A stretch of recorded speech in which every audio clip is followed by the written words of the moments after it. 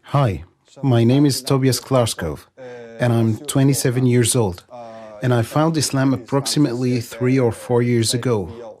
I am a skilled carpenter. I had this idea that if I started to build churches, then I would be able to start a good reputation for myself. And then I started in a company where we were in the process of renovating Clyde Cathedral.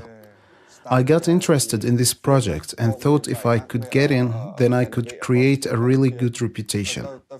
And after a few years, I came into a company where on the first day all employees at the company were called, and we were asked to meet. We were told about how well it went with the company and about the sites we worked on and about how well it went at the various projects. And then the carpenter master told all of us that now we should start building Denmark's first mosque.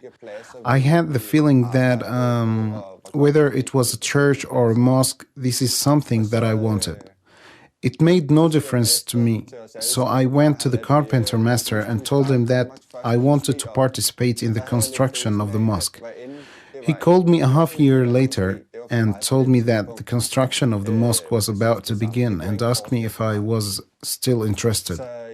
For sure I was. I went off to the mosque and continued going for 2, 3 months where I worked at the mosque and accidentally stumbled upon an old acquaintance whom I had not talked to in 5 years or more. I met her on my way home from work. We stood and talked for a while. She is a Muslim and was born a Muslim, and she wears a headscarf. But for me at that time, I did not know anything about it. For me, it was completely random to encounter her there. We stood and talked for a while, and we stood and talked for a while on various issues. I told her that I was in the process of building a mosque, because at that time I thought it was very interesting as she was a Muslim. So she was very excited and started to explain a little about Islam, and she asked me if I had any interest in Islam. However, at that time I did not really have interest or knowledge about Islam, other than what you get to know by the media. She explained a little, and I basically thought that because I worked at a mosque, I got the feeling that it could be fun to understand what I was in the process of building. So she presented to me something called UMG, the Muslim Youth Group, which I took and said, "Thank you, I'd like to see what it was." About a week after we met, about a week after we met, we went to the UMG, and it was divided between brothers and sisters. It was quite exciting to come down here because she went to the sisters and I went to the brothers' side. I came there as a Dane, and I had to pull back the curtain. They were all foreigners, and they looked at me, and I looked over at them and thought, well, here I am. But right from the beginning, they were very sweet and nice people. They came over to me and greeted me and asked what I'm doing here and why I'm here and this and that. I then explained to them. I then explained to them the story. They were really happy about the fact that I was in the process of building a mosque. At that point, I did not know what it meant yet, other than it was a job I had to do. They explained, and we sat and talked, and it came down to an evening of debates, where they sat and talked about what Islam was and different things. And after the debate that they came back to me and we sat and talked and they asked about me, about my life, about who I am and things like that. The more I talked to them, the more I found out that I had much in common with these people. And I feel that the way I was raised and the way I grew up, that we shared many views and opinions about how to be as a human and things like that. And then I found out that they had the same ways of behaving, which I have always had. Personally, I have always been a type that knew a lot of people, and I have all round. I was born and raised in Hevidover and moved around a lot and encountered many people. But I never really, but I never really felt that I wanted to be part of a group or that I could not talk to someone because he was such or with her because she did such. I have always been myself, but also because I think that the way I was raised in this matter, I have not had the need to be part of something or be better than others or to live up to what other people thought and believed. So I've always been all around from one group to another, and I've been a bit with them over here, and I've been a bit with them over here, and a bit with them over there. Then when I came to UMG and met the foreigners and the Muslims down there, it occurred to me that there were so many of them that were like me in this way, and they had the perception of things that we are here because we need to be ourselves and we must learn to stand on our own feet and not compete about how has the coolest cell phone or the coolest shirt. So it seems very natural for me to get into their company, where we share the same opinions and perspectives. And I have just been in there for the last year and a half. And the more I've talked with these people and also started to meet them in private, it just occurred to me and to many of them as well who said that to me, that the way I was raised and brought up is much like the Islamic way of behaving. So it has never been a leap that I have taken from being a Dane to being a Muslim or an atheist to a Muslim. So it has been very natural for me from the time that I had entered. So it has been very natural for me from the time that I had entered UMG to the time that I'm today. I don't feel like I have changed. There are many who have asked me questions and told me, well, Tobias, are there not many limitations? There are many things you can do. Has it not changed your life? Generally, I explained to them that before I was a Muslim, I did not kill people and I did not steal from people, and this is what Islam enforces. All these things are not part of Islam. So when we hear in the media that there are some who have killed in the name of Allah, it will be equal to me taking my body Sebastian and saying, now I want to kill in his Allah's name. It will be equal to me taking my body Sebastian and saying, now I want to kill in his Allah's name. I've never talked to Sebastian about this, so he will probably be very upset if I started saying this. And it is the same with Allah. Allah has never asked us to kill in His name, so there is a very distorted perception of what Islam is, and there are many who abuse Islam and Allah's name.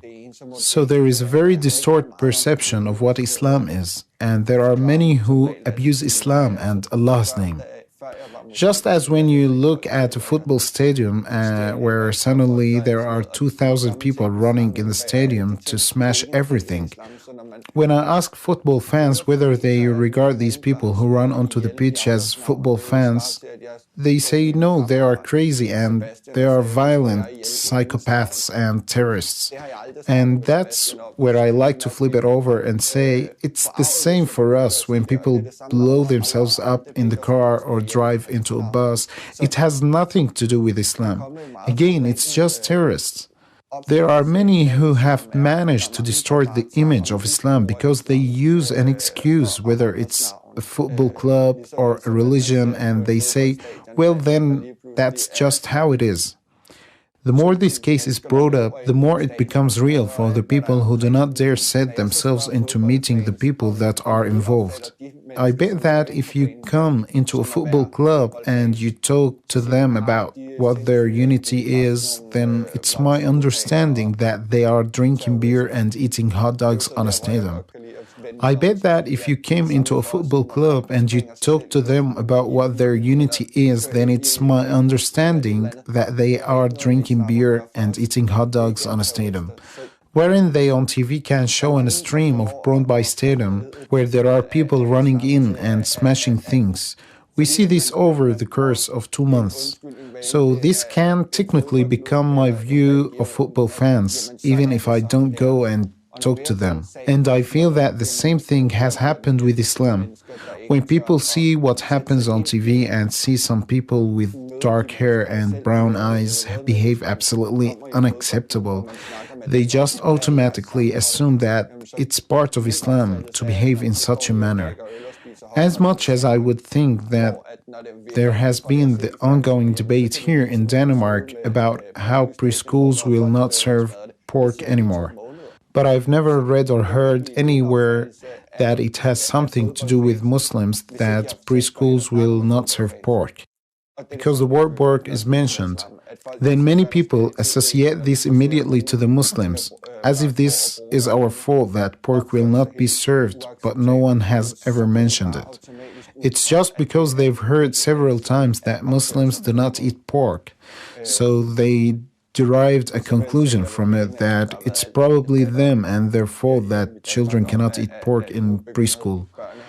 I have always felt in my entire life that there have been so many coincidences when I learned about Islam.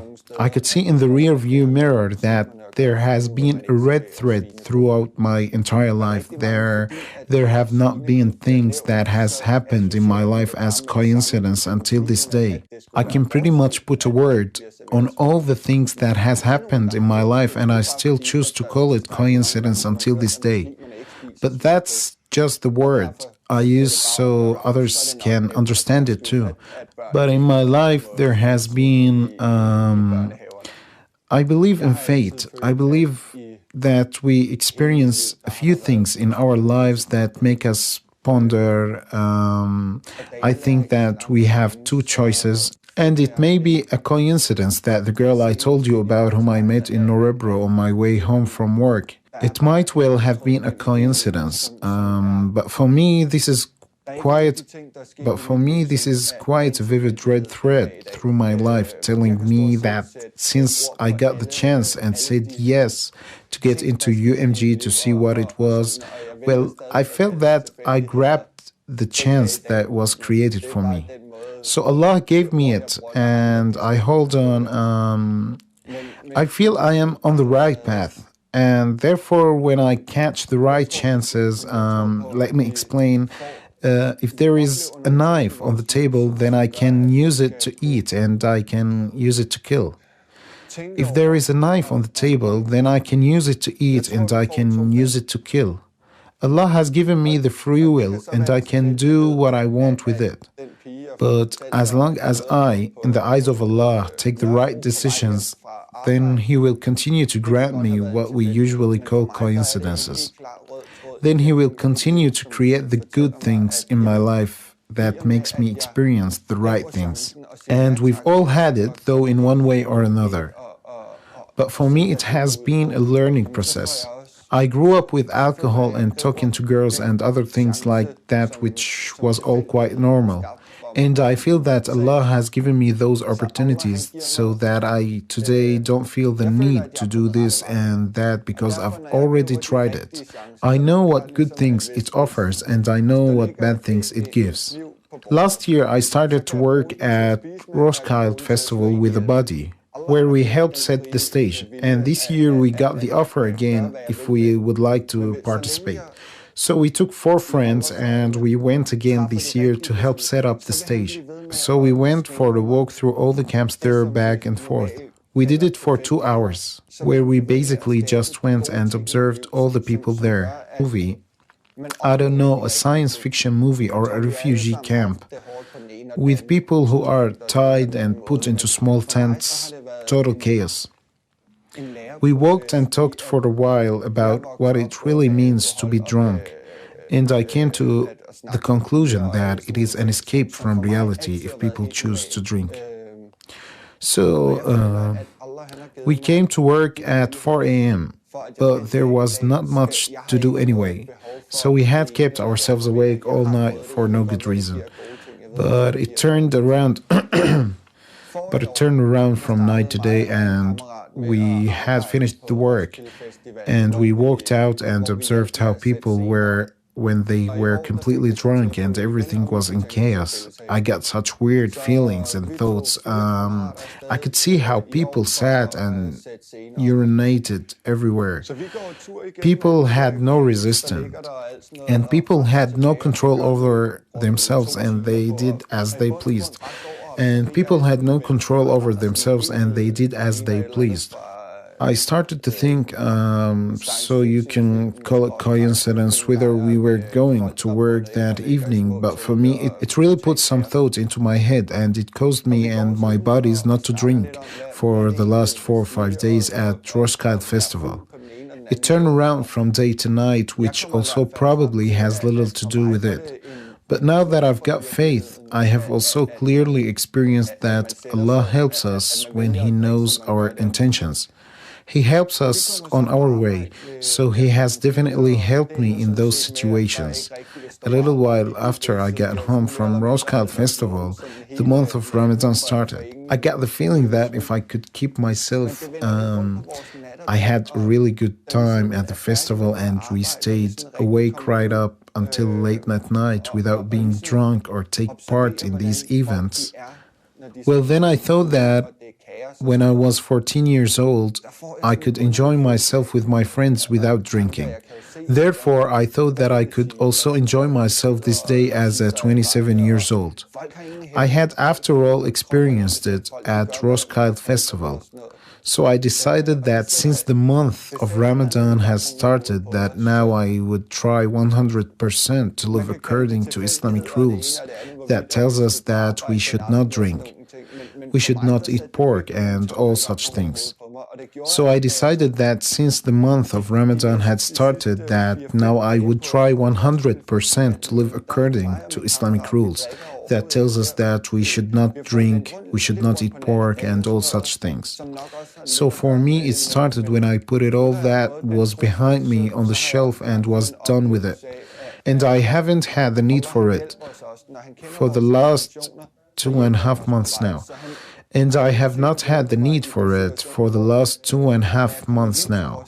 I also have experienced that, at least for me, it's just a temptation anyway. And many of my friends have asked me, well, it is not difficult because you grew up with eating pork and you've also been drinking throughout your life. And I explained it like that. Just because you see a girl on the street does not mean that you necessarily have to have intercourse with her. There's also certain intentions in your head that tells you that you exceed certain limits and that you need to keep yourself inside certain moral requirements you have. It's exactly the same thing for me. It's not something I need, it's something I've tried, and I know what kind of fun experiences and bad experiences it has brought me. So I'm not tempted by these situations anymore. It's for me a closed chapter. For me, I pray my 5 prayers 3 times a day. I started doing so in the month of Ramadan. Again, it came to me quite natural. It gave me the strength when I was at work for 12 hours a day and when I came home and had to work in the kitchen. But I'm quite sure that showing Allah that I want this, He has helped me endure all this stuff without feeling completely exhausted and quite tired. For me, it's not any different than when people... A few years ago, I played basketball for 10 years and we practiced 4 times, sometimes 5 times a week and played matches over the weekend. I had this discipline which told me that if I wanted to achieve something or if I wanted to be at the same level as others, then that is what's required. That is not something anybody sees as a strange thing if people play football or whatever sport they take part in. People can easily relate when others get up in the morning and practice for 3 hours, go to school, come back and practice for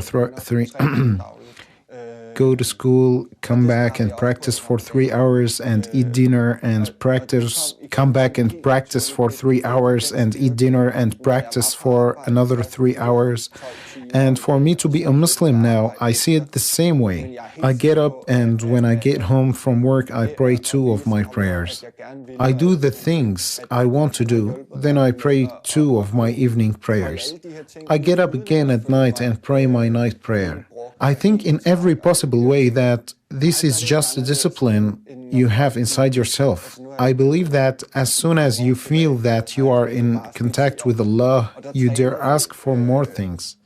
As an atheist, I did not ask for things because I did not think there was any more greater than us. And I said I asked for something 3 times and got the feeling that now I also have to say thank you. And got the feeling that now I also have to say thank you because quite often we ask for something, then we don't think about what we asked for. After a while, when we are doing well again, we forget what we asked for and we continue to live happily with omission. But now, as a Muslim, I know what I'm asking for, and I'm not afraid to ask for Allah's help anymore. So, when I'm done with my prayer and I ask Allah for help, I can feel, and I have experienced several times that it can take 14 days or 24 hours before you get help as long as you just keep your eyes and ears open. I have seen when I ask for one thing and the next day a quite random person comes over to me and explains something about what I have asked the day before. It's some pretty wide experiences that I had never believed in the first 25.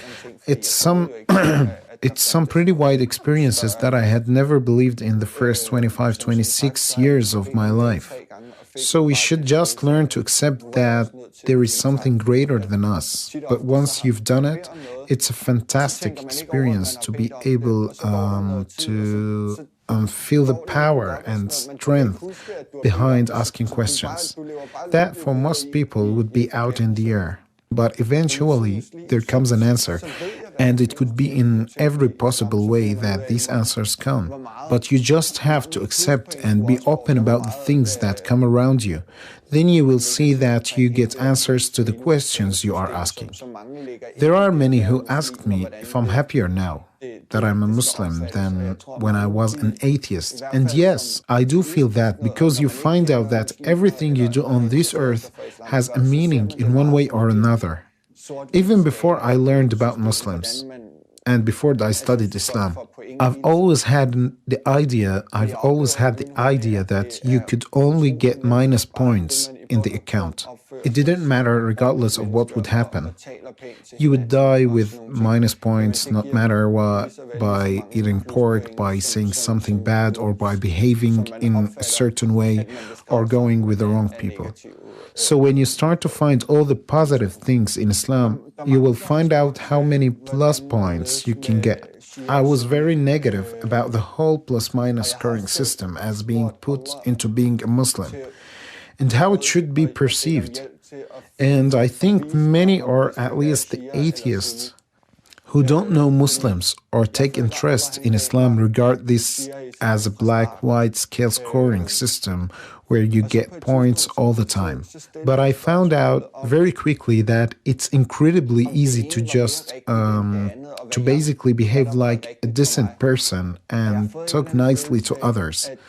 Offers as well as many plus points you think you will scrape together by negative points in your account. And I've asked Allah for advice to show me whether it should be Shia or Sunni, because I feel that Allah gave me Shia Islam from the beginning. And at one point I asked the question if this was more right than the other and what was right for me. I've got the feeling that I've studied Islam in 2 years and I've been a Muslim for the last 4 months. For me, it's been more important to find out what Islam is. Also, I have a lot of good brothers around me who help me understand how Shia and how Sunni are in relation to each other. The thing that has made me happiest and made it easiest for me is that no matter who I talk to, they always say to me, "You shouldn't think about what we say and how we behave. If what we say sounds interesting, then you should go home and study it so you can find out what you feel is for the best." My message from a Muslim to a non-Muslim would be that we shouldn't be afraid of what we don't know about. I feel that I have stood with a foot in both camps and have discovered that when there is something you are ignorant about well, you are often too scared to find the knowledge behind it. So I think that we should be more open and learn about Muslims instead of believing prejudice and stereotypes that many have been created in the media and elsewhere. If you find any prejudices, then I think that you should go and talk to the Muslims you find on the streets. And you should be aware of the fact that just because someone with dark hair and brown eyes walks by, it does not mean that he or she is a Muslim. Because being a Muslim implies that you talk nicely to each other and you behave well with your fellow men. In Islam, we have brothers and sisters in Islam. And we have brothers and sisters in humanity. So for us, we behave decently towards all people who come Og så vil over jeg to us. gerne bare slutte af med at sige salam alaikum.